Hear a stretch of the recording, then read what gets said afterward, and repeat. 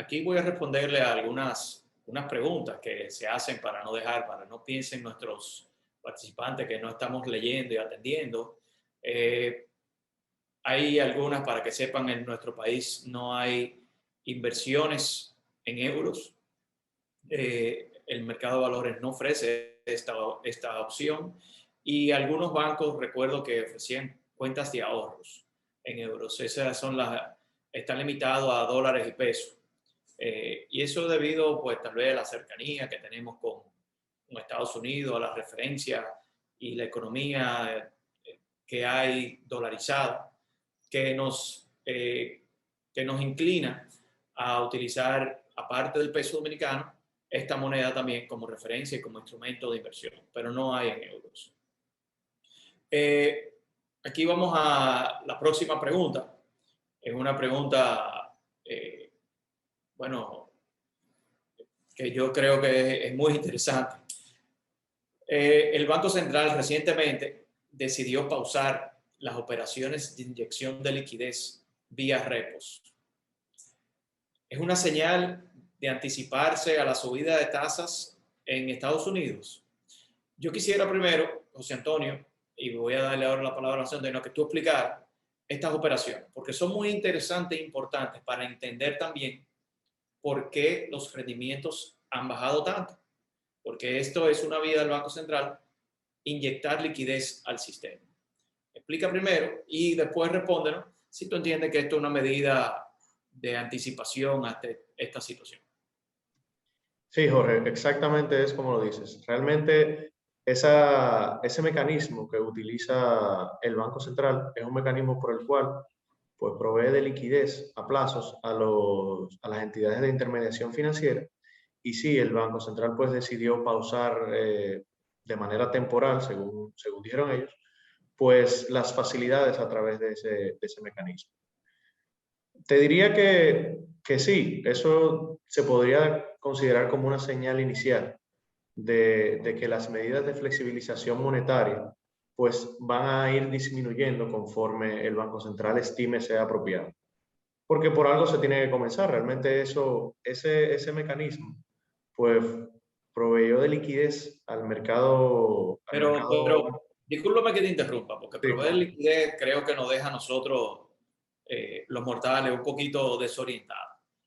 ¿Cómo es que nos provee de liquidez? O sea, ¿qué es lo que hace el Banco Central? Porque yo creo que es interesante que los participantes conozcan esta metodología, porque yo que la conozco, sé el efecto que ha tenido, no solamente en el tamaño de la liquidez, sino en el rendimiento, precio de los bonos del Banco Central. Explica cómo funciona y qué efecto tiene.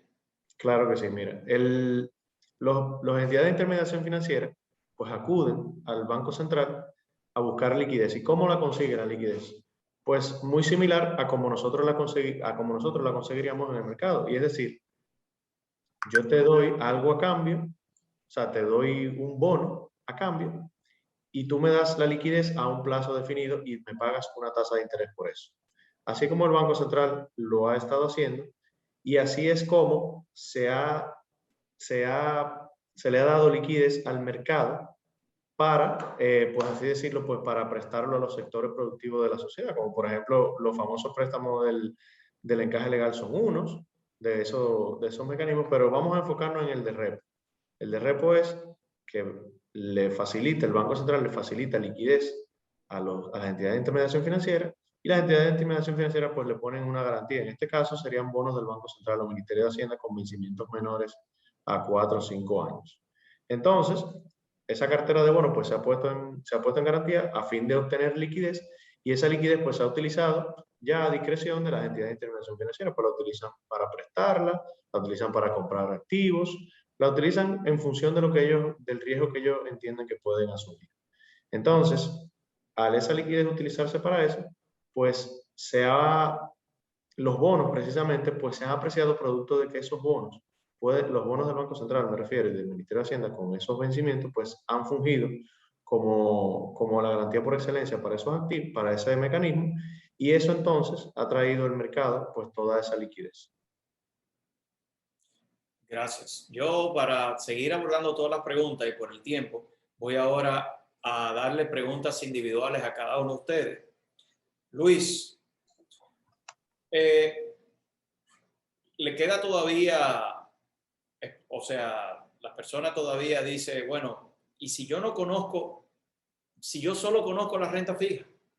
O sea, yo soy una persona retirada, tengo 70 años, nunca he invertido en el mercado. Ahora voy a mi banco y lo que me ofrecen, lo que conocía cuando me retiré hace 20 años, eran los certificados y veo que lo que me están ofreciendo ya no es suficiente. Pero ¿qué tú le sugieres a ese individuo que solamente conoce la renta fija?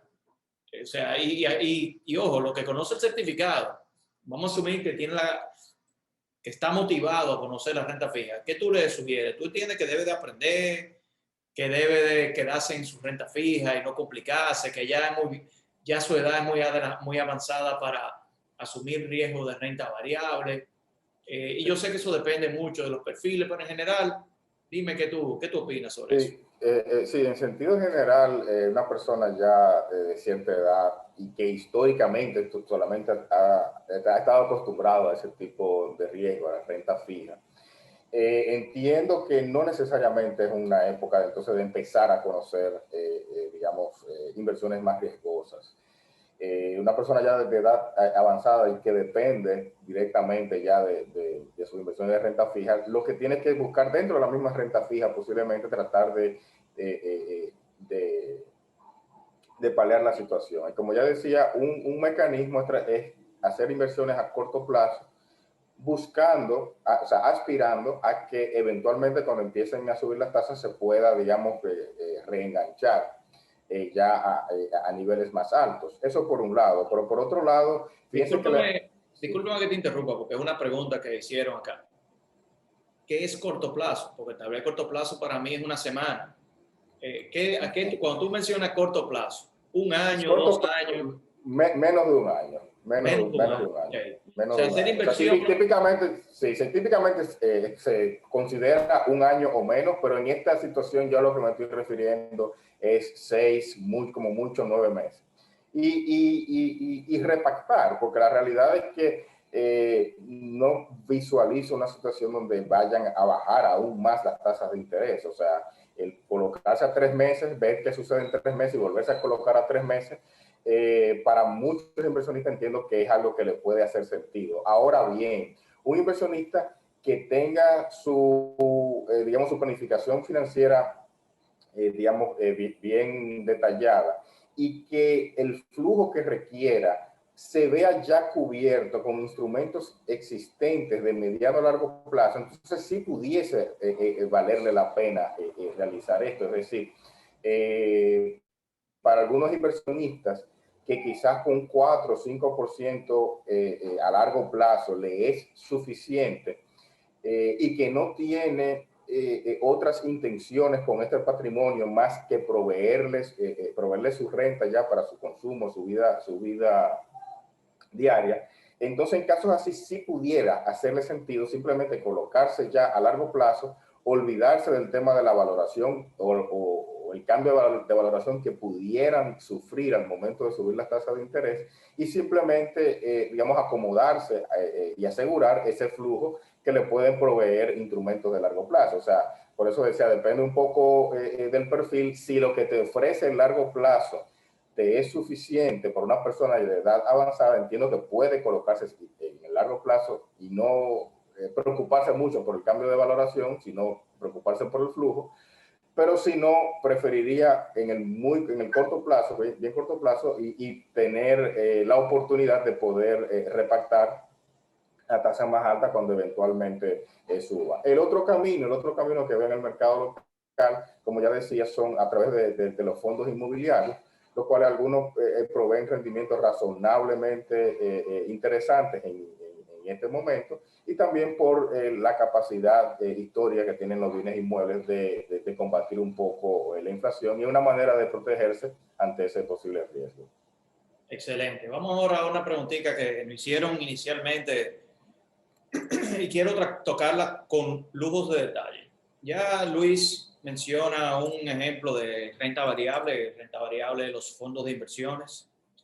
Y hay cliente que, pues no, un cliente no, perdón, un participante, disculpen, que menciona y pregunta sobre el fideicomiso accionario RICA. La única empresa que en República Dominicana que de manera indirecta puso sus acciones comunes en este instrumento para que se negocie a la vez los valores del fideicomiso. José Antonio, ¿por qué tú entiendes, o primero, entiendes tú que en este momento es una buena opción este instrumento y por qué? ¿Por qué sí o por qué no, verdad? Bueno, yo diría que sí, que es una excelente oportunidad por lo que comenté anteriormente. O sea, yo entiendo que Rica es una empresa que puede aprovechar perfectamente la coyuntura actual que tenemos en el mercado, producto de las tasas bajas y de la poca alternativa y la poca profundidad que tenemos en el mercado de valores dominicano. Porque como bien saben o como saben acá, pues realmente el enfoque principal de nuestro mercado es de renta fija.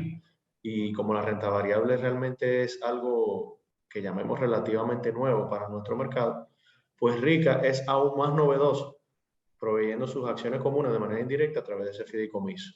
Entonces, ¿cómo Rica puede aprovechar esta coyuntura? Pues realmente de múltiples formas. Fíjense que ahora mismo con la reactivación de la economía, pues realmente Rica no está exenta de esa reactivación. Actualmente, si los hoteles abren, pues evidentemente se consumen más productos lácteos, más queso, más yogur. Realmente toda esa demanda que anteriormente no estaba, por ejemplo, del sector turístico, que es uno de los sectores más importantes de la República Dominicana, pues entonces ahora mismo Rica pudiera aprovechar esa reactivación económica y ese incentivo al gasto que las autoridades monetarias pues tienen ahora mismo, como bien comentó Luis, y precisamente pueden aumentar significativamente sus ventas. Excelente. Yo quisiera dar una opinión ahí a agregar, pues normalmente las empresas, a diferencia de la renta fija, las empresas, que es la inversión en empresas, en renta variable, pues las empresas pueden maniobrar y trabajar las situaciones de inflación, ya sea pues eficientizando más su producción o incrementando los precios de venta de sus productos. O sea que a diferencia de una renta fija, donde tú simplemente debes o no tienes otra opción que ver tu dinero, pues verse afectado ante la situación de la inflación y de la devaluación, pues en la renta variable las empresas tienen este espacio de maniobra y si son bien administradas pueden sacarle inclusive hasta ventajas a la situación. Lo vimos con la pandemia, como las empresas tecnológicas, es una situación que afectó a muchas empresas, pero a otras le agregó valor. Y eso es algo que también, ante estas situaciones de inflación o de devaluación también, en algunos casos, pues puede ser positivo para algunas industrias. En particular, creo que esto, la renta variable que ofrece nuestro país, para mí, todos los espacios de fondos inmobiliarios, fondos de sociedades, fideicomisos de oferta pública inmobiliarios y accionarios, para mí todos son buenas opciones. Como